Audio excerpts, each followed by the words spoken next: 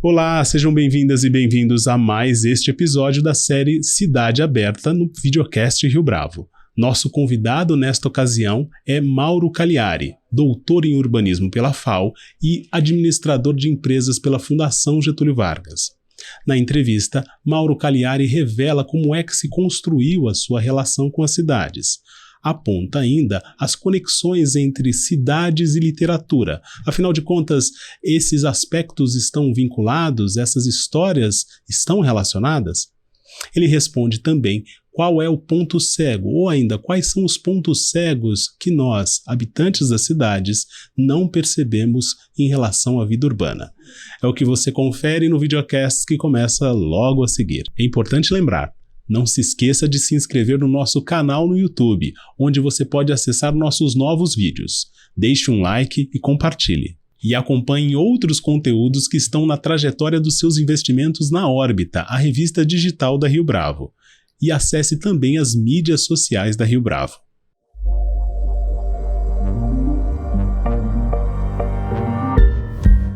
Mauro Cagliari, é um prazer tê-lo aqui conosco em mais este episódio do Videocast Rio Bravo. Muito obrigado pela sua participação. Prazer é meu, Fábio.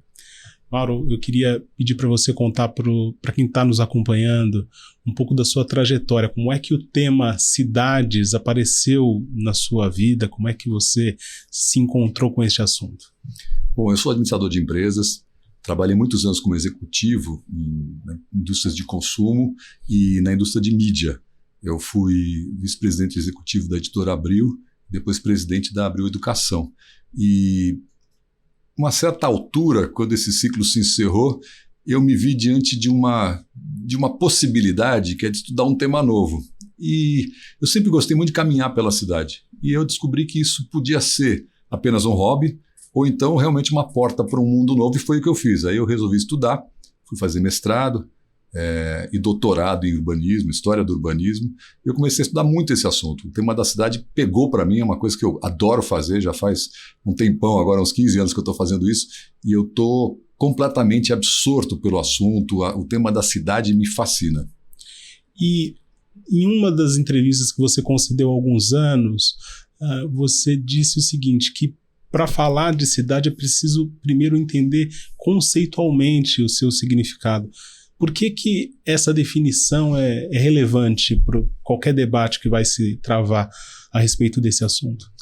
Eu acho que o tema, a palavra cidade, né, ou a ideia de cidade, ela pode ter muitos significados, e a importância está justamente em o que a gente quer analisar. Então, vou dar um exemplo.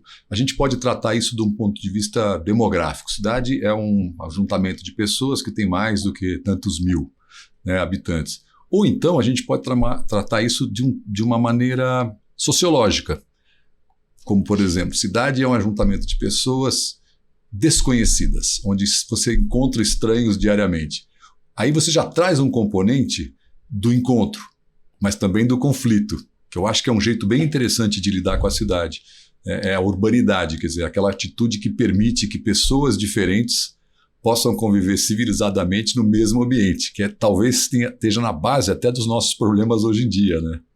Como que esses problemas aparecem nessa perspectiva de quem caminha e de quem estuda esse assunto? Bom, eu acho que qualquer uso do espaço público, de uma certa maneira, já traz conflito. Então, se a gente tem, por exemplo, um espaço viário determinado, você tem ônibus, automóveis, motos, ciclistas, pedestres, todos competindo pelo mesmo espaço. Então, se você fala, não, eu vou botar uma pista exclusiva para o ônibus, eu estou tirando de alguém, né? Você tem essa fricção, você tem um conflito. O conflito se dá pelo uso do espaço. Outro conflito clássico é o preço da terra. Quanto que custa morar nos Jardins? Quanto que custa morar na Paulista? Quanto que custa morar no Grajaú? Né? E você vai vendo que o preço também é um pouco o resultado desse embate, do conflito, né? De um modo geral, nas nossas cidades, os terrenos mais caros são os mais bem dotados de infraestrutura. Esse é um conflito clássico também, né? Mauro, chegando agora no ponto que me fez te chamar para essa entrevista, tem uma relação sua com o tema cidades que envolve a literatura, sobretudo por conta de alguns cursos que você já ministrou e ainda ministra nesse assunto. Como é que esses temas, que aparentemente não estão tão próximos assim, cabem dentro dessa chave para a gente pensar as cidades? Eu acho que a literatura pode ser uma porta de entrada para você entender e detalhar e sentir alguns momentos históricos. Então, é claro que a gente pode ver um livro, quando a gente pensa na história de São Paulo, é muito interessante você pensar, tem um momento que o café traz um influxo de capitais e isso desenvolve a indústria e o trem, a imigração. Outro jeito de ver isso é, através do olhar de escritores, perceber nuances, perceber sensações, né? É esse o momento, por exemplo, histórico, em que você tem Oswald de Andrade, por exemplo, falando da cidade. Talvez seja muito mais rico você conseguir mergulhar nesse período histórico através desse olhar. Esse cara é capaz, ou os escritores são capazes, de contar histórias de um jeito, né? E fazer você perceber coisas que você nunca percebeu. Outro exemplo, Carolina Maria de Jesus, né? A escritora que conseguiu, pela primeira vez, dar voz às pessoas que moram em favela em São Paulo, né? E talvez até no Brasil. Na hora que a gente tem um livro dela, Quarto de Despejo, contando uma realidade duríssima de buscar o sustento diário, você é capaz de ir muito além da estatística, né? 12% das pessoas de São Paulo moram em favelas, mas espera aí, como é que é isso, né? Que tipo de... como é que é a vida de uma pessoa dessas? Então eu acho que a gente está falando de aumentar muito a fruição da história e a capacidade de realmente de vivenciar, de experimentar sensações que de outro modo a gente não seria. Além desses escritores que você citou, existem outros nomes que fazem parte, digamos assim, da estrutura do eixo temático do curso. Compartilha para quem está nos acompanhando e que não teve a chance ainda de acessar esse material, como é que você pensou essa dinâmica? Eu acho que para cada período histórico tem algum autor que quase que epitomiza, né, essa mudança. Então, por exemplo, a Revolução Industrial em Londres, Charles Dickens, é o cara que conseguiu entender as mazelas de uma cidade que recebeu um influxo de milhões, né, milhares e depois 1 milhão de pessoas, e entende como que essa cidade passou a viver uma realidade completamente diferente dos anos antes. Outro momento histórico, Paris, depois das grandes reformas do século XIX, Baudelaire, o sujeito que conseguiu captar e talvez até abraçar a modernidade. No Brasil, Machado de Assis, com certeza, talvez seja o autor que melhor conta essa passagem entre um mundo de dentro para um mundo para fora, né? Da casa para a rua. E tem vários outros. Eu acho que assim, hoje em dia eu até me pergunto, né? Tem vários escritores que estão lidando com a cidade contemporânea, mas eu diria que hoje quem está melhor contando, né, a cidade contemporânea é a música. Eu acho que hoje o rap é capaz de contar, por exemplo, as questões de uma periferia de São Paulo muito mais do que a literatura hoje. Então é um jeito de representação de cidade que me interessa. Essa representação de cidade captura a imaginação dos arquitetos, dos urbanistas com os quais você tem contato ao longo desses últimos anos, Mauro?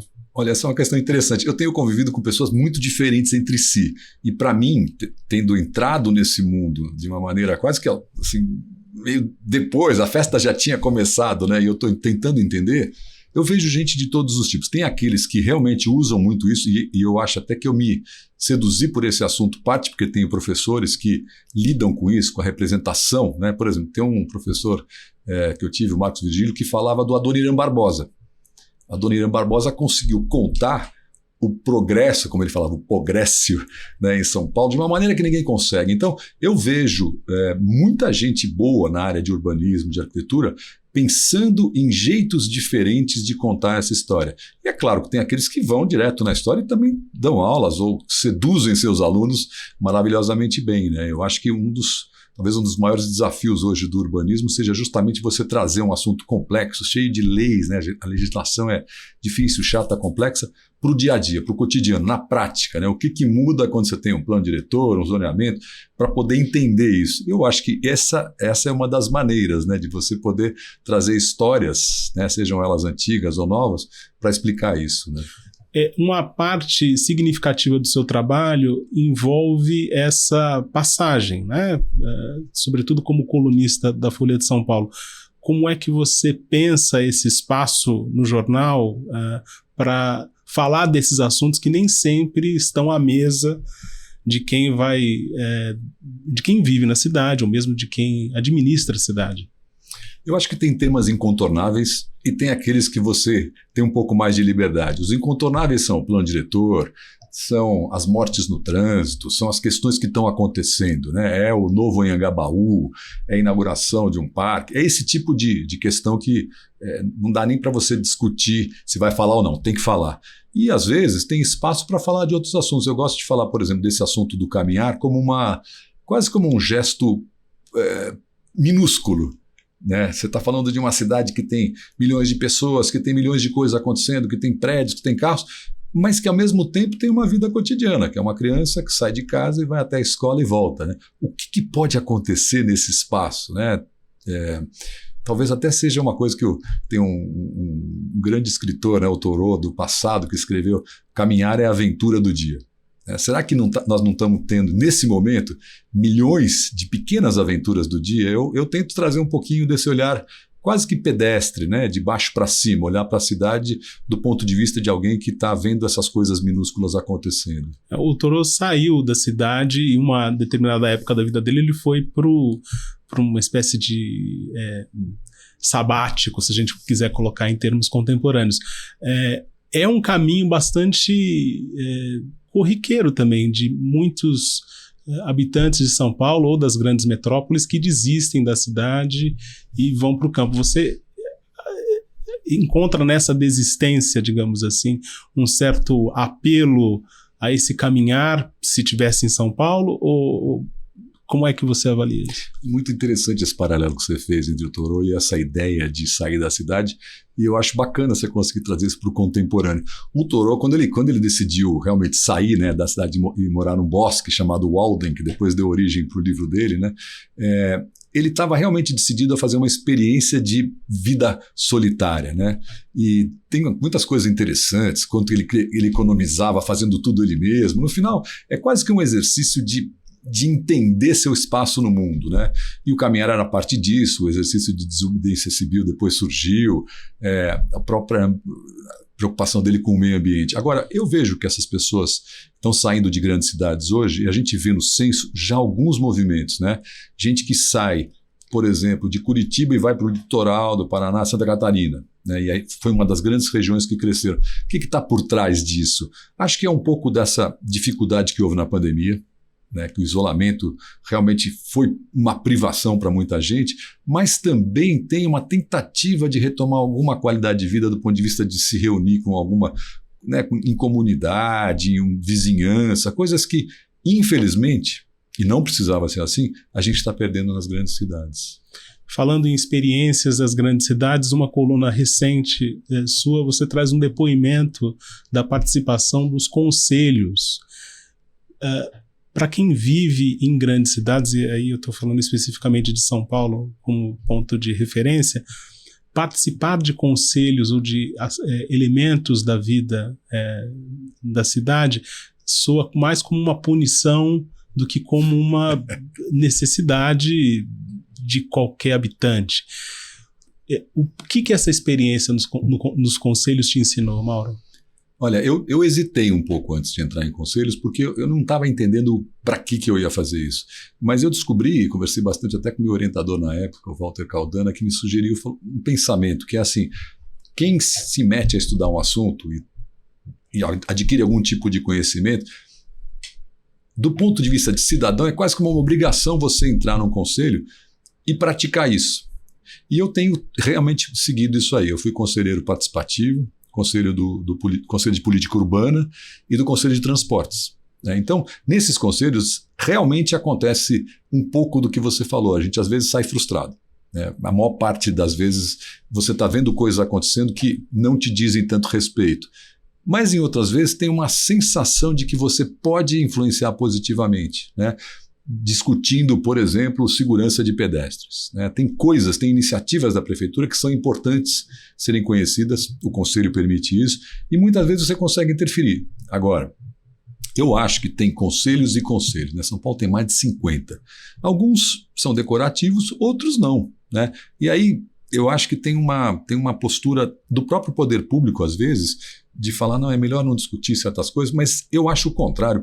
Para quem está na gestão pública, eu acho que se você se abre para isso, no começo talvez seja um pouco mais desafiador, mas certamente depois você vai ter aquilo que falta para você poder tomar a decisão, que é legitimidade. E quem participa desses conselhos, além dos pesquisadores e estudiosos, qual que é o perfil que você pôde identificar ali? Normalmente tem 3 áreas, né? Uma é gestores públicos, são obrigados aí. A outra é membros de associações que estão representadas, por exemplo, política urbana, tem associação de arquitetos, associação de empreendedores imobiliários, né? E depois tem a sociedade civil. E aí tem uma variedade enorme, né? Muitas vezes são movimentos organizados, movimento de moradia, ou ONGs, como por exemplo, eu faço parte de uma ONG de pedestres, né? Então você participa como membro de uma ONG, mas muitas vezes são cidadãos, né? Nesse conselho participativo, que é por região, você tem pessoas que simplesmente estão representando um grupo de moradores, né? Que se propõem a falar em nome daquele local. É muito interessante e é muito variado. Tem gente de todo tipo. O pedestre se sente como em São Paulo hoje, participando de uma ONG, como que você participa?